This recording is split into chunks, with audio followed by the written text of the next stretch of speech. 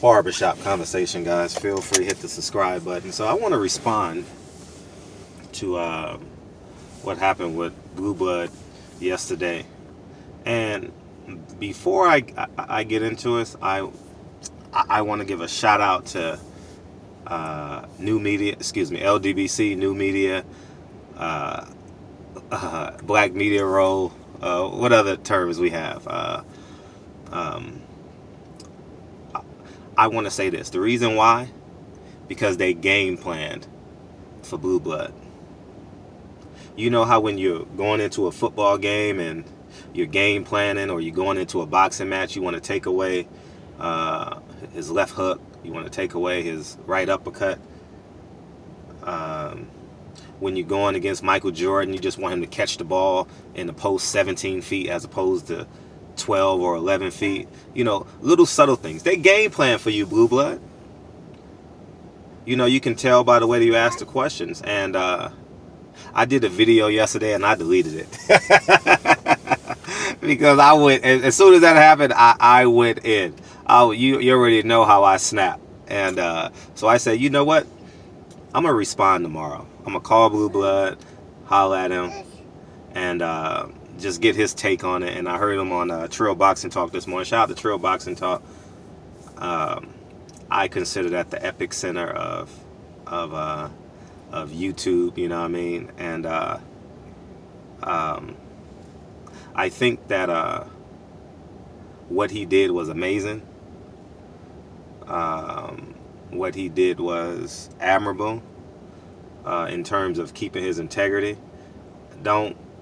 I say this out of genuine, because it happened to me too with Brona. People perceived that as a threat, and I held my water, and by no means am I afraid of Adrian Broner. You know, and by no means am I afraid of many of these fighters. You know, I'm not dumb enough to say I'll beat up a heavyweight. You know what I'm saying? But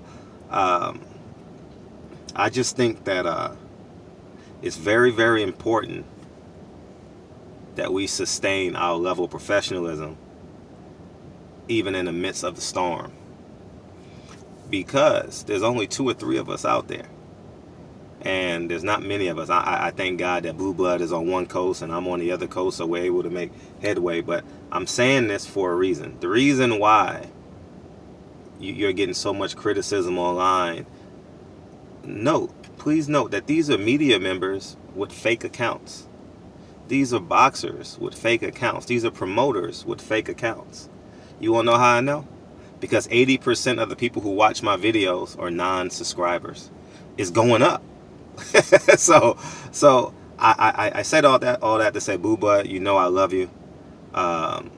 Keep fighting, and we're making a great indent on how people receive these fighters and telling the narrative. You know what I mean? And spilling the truth. And I know I can't be there physically every time with you, and many of us cannot. But just know that you have the support of me and all the other brothers and all the other sisters in the LDBC, new media, black media row, as you call it. You know what I mean? And I fucks with you heavy. And I want you to fully grasp and understand that. And I also want to talk about, there's no respect for Eddie Hearn, Anthony Joshua as it relates to black media. There's no level of respect for how he feels about American media. You want to know how I know? Because he felt he can get away with that sense of entitlement by talking to Blue Blood and not saying that to any other ones. Any other who ask repetitive questions like, how do you feel about fighting and yada yada yada, and you know, there was a handful of rhetorical questions yesterday, and Eddie Hearn didn't call them retarded questions or dumb questions. I think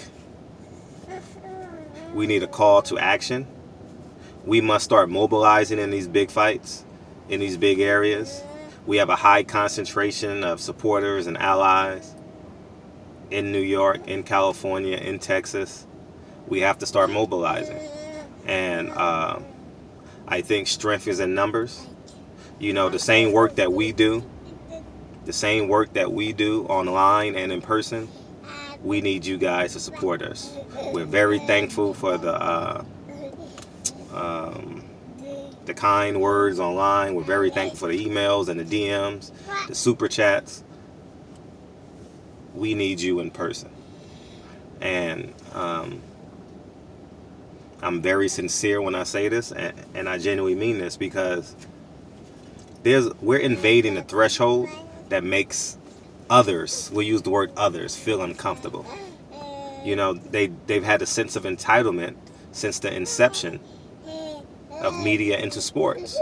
And I think we can make a great indentation on the sport of boxing and telling the narratives and forcing people, get down or lay down, you know, break bread or lay dead. You understand what I'm saying? And I think that we're in a great space right now.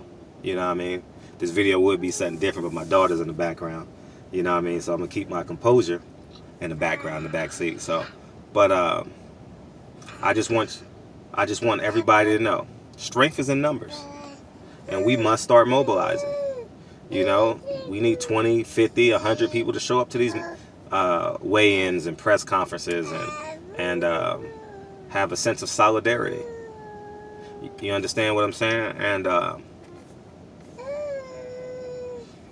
believe it.